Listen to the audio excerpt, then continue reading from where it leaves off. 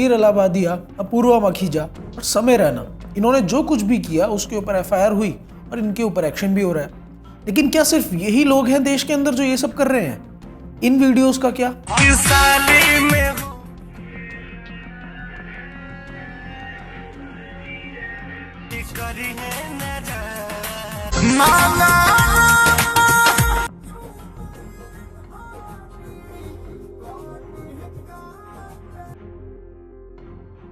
लोगों को ये चीज ज्यादा बुरी इसलिए लग रही है क्योंकि ये मुद्दा ज्यादा उछल गया। ऐसी बहुत सारी चीजें हैं जो अभी तक उछली नहीं है लेकिन हो तो समाज में रही हैं। आज लोग सोशल मीडिया पर व्यूज के लिए इन 3 चीजों का पूरे तरीके से इस्तेमाल कर रहे हैं। चाहे वो माँ बेटे का संबंध हो, भाई बहन का संबंध हो, पति पत्नी का संबंध हो, इन सभी रिश्तों को ताक पे रखकर लोग सिर्फ व्यूज के लिए सब कुछ करने को तैयार है सोशल मीडिया पर। अब इस वीडियो को देखने के बाद आप लोग क्या कहेंगे? ये दोनों माँ बेटे हैं या फिर कौन? सोशल मीडिया पर इसी तरीके की अश्लील वीडियो बनाने वाले लोगों की संख्या बहुत ज्यादा है। इसी तरीके की अश्लीलता की हद पार कर रखी है भोजपुरी गानों ने। साफ सुथरा बात बताओ कि तू पति के साथ रहबू कि देवर के साथ रहबू? हम देवर साथ से रहें। क्या झुकेगा नहीं साला? झुकेगा नहीं तो ढूकेगा कैसे? लगाती राजा जी हमारा लगा मीटर।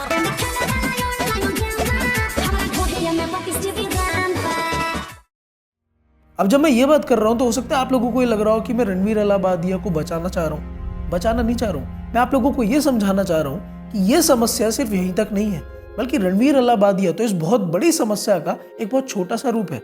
समस्या बहुत गहरी है और ये समस्या आज हमारे देश के घर घर तक जा चुकी है। आज सोशल मीडिया इसी तरीके की वीडियो से भरा हुआ है जिसके अंदर मुख्य रूप से सिर्फ 3 ही चीजें हैं। अगर ये 3 चीजें आज की वीडियोस में ना हो तो कोई भी वीडियो ना चले। पहली है न्यूडिटी, मतलब कि अश्लीलता। दूसरा है एब्यूजिव लैंग्वेज, यानी कि गाली गलौच। तीसरा है वायलेंस, यानी कि हिंसा। आज के वीडियो में हम इसी बारे में बात करेंगे कि ये अश्लीलता, अभद्र भाषा और हिंसा समाज को खराब करती कैसे है। लोगों को ये लगता है कि वीडियो अश्लील है तो गलत होगी, लेकिन वो गलत है कैसे, इसके बारे में ही बात करेंगे।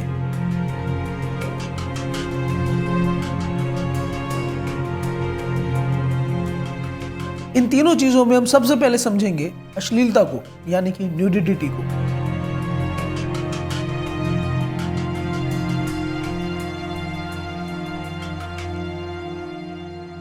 हमारे मनुष्य शरीर का विज्ञान ही ऐसा है कि उसका अंतिम उद्देश्य ही है अपने जैसे एक और को पैदा कर देना। पुरुष और स्त्री का मिलन भी इसलिए होता है ताकि वो अपनी एक संतान पैदा कर सके। ये ही प्रकृति का नियम है। इसीलिए पुरुष के शरीर में और स्त्री के शरीर में एक दूसरे के प्रति आकर्षित होने की भी बात है। इसीलिए प्रकृति ने पुरुष के मस्तिष्क में और स्त्री के मस्तिष्क में एक दूसरे के प्रति आकर्षण को पैदा किया है। अगर एक दूसरे की तरफ ये दोनों आकर्षित ही नहीं होंगे तो फिर इनका समागम कैसे होगा, इनका बच्चा कैसे होगा? इसीलिए पुरुष स्त्री की तरफ आकर्षित होता है और स्त्री पुरुष की तरफ। इसीलिए जब भी पुरुष एक स्त्री को कम कपड़ों में या फिर बिना कपड़ों के ही देखेगा तो वो उसकी ओर आकर्षित होगा। इसीलिए सामान्य रूप से एक पुरुष एक स्त्री की तरफ आकर्षित होता ही है, और वही अगर उस स्त्री ने और कम कपड़े पहन रखे हैं तो वो आकर्षण बढ़ जाता है।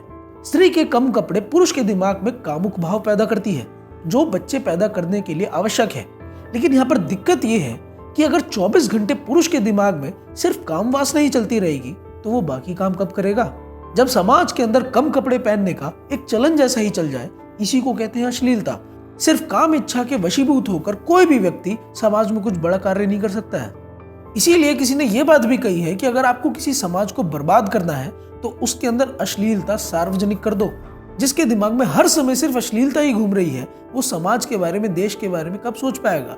यही बात हमारे देश के नेता बहुत अच्छी तरीके से जानते हैं, इसीलिए वो समाज में से अश्लीलता को कभी कम नहीं करना चाहते। ये लोग रणवीर अलाहाबादिया के ऊपर अपने बयान तो दे सकते हैं लेकिन खुद कभी भी अश्लीलता को कम करने के लिए कोई कदम नहीं उठाएंगे। ये हमारे एक देश के सांसद रवि किशन को ही देख लो। जो इन लोगों ने एक अलग नकाब, तो बहुत दुखद है इस तरह की भाषा का प्रयोग, जहां हमारी पत्नी, हमारे बच्चे, हमारी बेटी, हर घर की बेटी, हर घर की माताएं, बहनें सब देख रही हैं। इस तरह की बातों का, शब्दों का प्रयोग बहुत ही अपमानजनक है। नहीं अखियां के चोट से तो लहंगा उठा दे रिमोट से। दूसरी चीज जिसकी वजह से समाज बर्बाद होता है वो है अभद्र भाषा।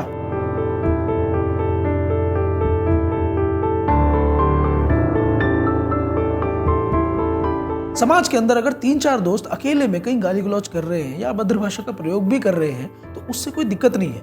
लेकिन अगर इस चीज का बहुत बड़े मंच पर प्रदर्शन किया जाता है, जैसे कि OTT पर या फिर YouTube की वीडियोस में या फिर पिक्चरों के अंदर भी, तब ये गलत है, क्योंकि इन माध्यमों से यह अभद्र भाषा इतने लोगों तक जाती है जिसके बारे में उन्हें खुद नहीं पता होता। क्योंकि इन प्लेटफॉर्म्स को कौन कौन देख रहा है ये तो इन लोगों को पता नहीं है।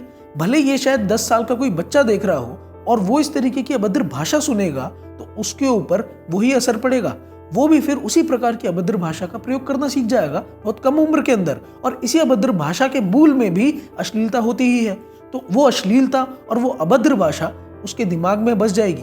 व्यक्तिगत रूप से अगर कोई अभद्र भाषा का प्रयोग करे वो गलत नहीं है, लेकिन सामाजिक रूप से गलत है।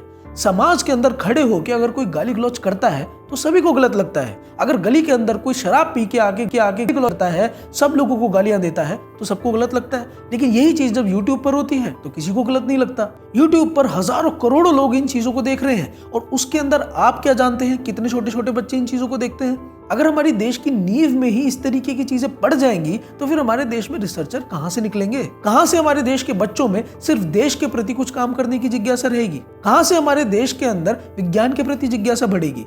केवल गालियों के प्रति और अश्लीलता के प्रति ही जिज्ञासा बढ़ेगी। 80 रुपया खेनी कुछ करी तोरी बहन अल्लाह के 100 रुपया बीर बन छुआ खा लेगा, लेकिन पचाना पैसा तोरी बहन। तीसरी चीज जिसकी वजह से आज पूरा समाज बहुत हिंसक बन चुका है वो है हिंसा, यानी कि वायलेंस।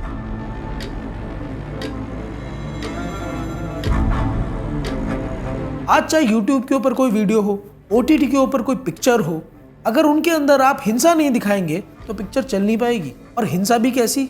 अति घोर हिंसा। पुरानी पिक्चरों को जब आप देखते हैं तो उनके अंदर भी हिंसा दिखाई जाती थी, लेकिन हिंसा का स्तर इतना नहीं था। अगर सातों एक पाप गए तो रख, नहीं तो कसम गंगा मैया की घर में घुस कर मारूंगा, सातों को साथ मारूंगा, एक साथ मारूंगा। अरे रोक। आज की पिक्चरों में जो हिंसा दिखाई जा रही है वो जानबूझकर ऐसी दिखाई जा रही है जिससे लोग असंवेदनशील बन जाएं। अभी कुछ समय पहले ही एक सीरीज आई थी मिर्जापुर, उसको जब आप देखेंगे तो उसके अंदर आपको मुख्य रूप से 3 ही चीजें मिलेंगी: अश्लीलता, गाली गलौज और तीसरी हिंसा। अगर इन 3 चीजों को सीरीज में से हटा दिया जाए या फिर गैंग्स ऑफ वासेपुर जैसी पिक्चर के अंदर से भी हटा दिया जाए तो वो पिक्चरें नहीं चल पाएंगी। ये पिक्चरें केवल कहानी के ऊपर नहीं चल पाएंगी। इन पिक्चरों को चलाने वाली ये सिर्फ 3 चीजें ही थी, और सिर्फ इन पिक्चरों के ऊपर ही नहीं बल्कि आज YouTube के ऊपर ज्यादातर वीडियोस और OTT के ऊपर पिक्चरें इन्हीं 3 चीजों के ऊपर चल रही हैं। समाज के अंदर जब लोग हिंसा बार बार देखते हैं तो वो असंवेदनशील हो जाते हैं। जब उसी प्रकार की घटना उनके सामने घट रही होती है तो वो उसके ऊपर प्रतिकार नहीं करते। बचपन से लेकर युवा होने तक लोग पिक्चरों के अंदर इतने लोगों की हत्याएं देख लेते हैं, इतने क्रूर तरीकों से देख लेते हैं कि जब असलियत में उनके सामने हत्या होती है तो उनका दिल पसीजता नहीं, क्योंकि वो चीज उन्होंने कई बार देख रखी है। जब एक छोटे बच्चे को आप किसी भी प्रकार की हिंसा पिक्चर के अंदर दिखाते हैं तो आप ध्यान से देखेंगे तो एक छोटा बच्चा उस हिंसा को नहीं देख पाता, वो उससे अपनी नजरें चुराता है। लेकिन जब वही चीज आप बार बार उसको दिखाते हैं तो वो उसके प्रति फिर असंवेदनशील हो जाता है।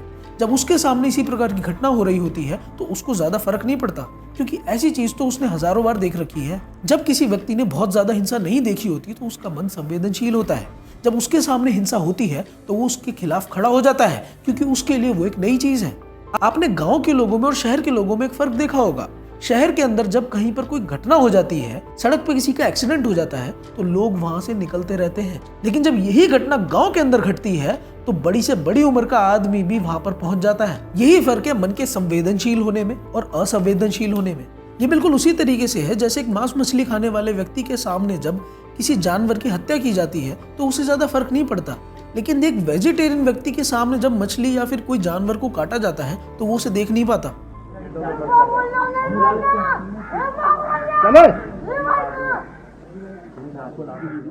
आज जब रणवीर अलाहाबादिया के मुंह से कुछ लोगों ने इस तरीके की बातें सुनी तो उन्हें बहुत अचंभा हो रहा है कि अरे ये इस तरीके की बातें कैसे कर सकता है। ये तो अपने पॉडकास्ट पर बहुत समझदारी वाली बातें करता था, बहुत सुलझी हुई बातें करता था, बहुत जिज्ञासा पूर्वक लोगों से प्रश्न किया करता था, ये तो हिंदूवादी था, ये इस तरीके की भाषा कैसे बोल सकता है। रणवीर अलाहाबादिया को देखकर वही लोग चौंक रहे हैं जिन्होंने इसको अभी अभी देखा है। जो इनको पहले से जानते हैं वो ये समझ जाएंगे कि ये लोग पहले किस तरीके की वीडियोस बनाया करते थे। व्यूज के लिए किसी भी तरीके की वीडियो बना दी, उसके अंदर किसी भी तरीके की बात कर दी, लेकिन तब तक भी ये लोग इतने फेमस नहीं हुए थे। बाद में जब देश के अंदर एक हिंदुत्व की लहर चली तो इनको समझ आ गया कि इन्हें कौन सा पक्ष लेना है। इन्होंने अपनी एक छवि बनवाई और उस छवि के अंदर यही दिखाया कि ये कितने हिंदूवादी हैं। जनता के दिमाग में इन्होंने अपनी यही छवि बनवाई और उसी के अंतर्गत इन्होंने फिर पॉडकास्ट किए। इनको ये समझ आ गया कि लोग क्या देखना चाह रहे हैं, तो इन्होंने लोगों को वो ही दिखाया। लेकिन अंदर से तो वही लोग हैं ना जैसी इनकी परवरिश हुई है, और इसी परवरिश की वजह से आप नाटक ज्यादा समय तक नहीं कर सकते। आपकी असलियत कभी ना कभी बाहर निकलेगी ही। 2 crore in cash, you'd suck. ये सोशल मीडिया पर जो ज्यादातर लोग हैं ज्यादातर ट्रेंड के हिसाब से ही चलना चाहते हैं। जैसे रणवीर अलाहाबादिया है, उसे समझ आया कि हिंदुत्व का ट्रेंड है तो उसने वो वीडियोस बनानी शुरू कर दी। ये समय रैना को समझ आया कि लोगों को गाली गलौज पसंद है तो उसने वो देना शुरू कर दिया। सिर्फ यही लोग इस ट्रेंड के चक्कर में नहीं पड़े, बल्कि हमारे देश के प्रधानमंत्री भी पड़े हुए हैं। जब हमारे देश के प्रधानमंत्री ने रणवीर अलाहाबादिया को पुरस्कार दिया था, उन्होंने भी उसको सिर्फ इसलिए ही पुरस्कार दिया था कि ये ट्रेंड में चल रहा है। अगर ये ट्रेंड में चल रहा है और मैंने इसको पुरस्कार दिया तो मैं भी ज्यादा ट्रेंड में आ जाऊंगा, जो युवा पीढ़ी है वो मुझसे ज्यादा कनेक्ट करेगी, इसलिए उसको पुरस्कार दे दिया। सरकार में बैठे लोगों ने इन लोगों की पुरानी हिस्ट्री चेक नहीं करी कि ये लोग पहले कैसे थे। ये रणवीर अलाहाबादिया और समय रैना जैसे लोगों को भी ट्रेंड में रहना है, हमारे देश के प्रधानमंत्री को भी ट्रेंड में रहना है, देश की किसी को पड़ी नहीं। ये केवल उन्हीं लोगों को पुरस्कार देते हैं जो ट्रेंड में चल रहा है। जो ट्रेंड में नहीं चल रहा और सचमुच में देश की बात कर रहा है उसको ये लोग कभी पुरस्कार नहीं देंगे।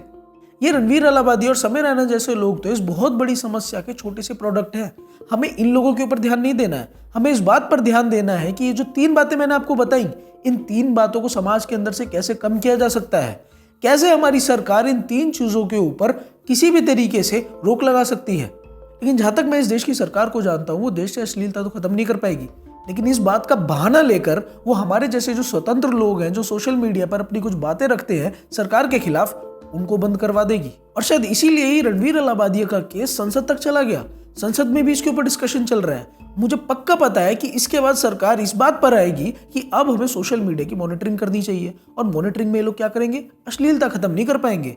ये लोग हमारे जैसे लोगों को ही वहां पर दबाने का काम करेंगे। हमारे जैसे लोगों के कंटेंट को ज्यादा प्रमोट नहीं किया जाएगा, या उसको बैन कर दिया जाएगा, या यूट्यूब से हटा ही दिया जाएगा। लेकिन चलो, जब तक ये नहीं हो रहा है तब तक तो आप इस बात को समझिए और ज्यादा से ज्यादा लोगों तक पहुंचाइए। मेरा नाम है शिवांक यादव। मिलता हूं आप सभी से अगली वीडियो में। तब तक के लिए नमस्कार, जय हिंद।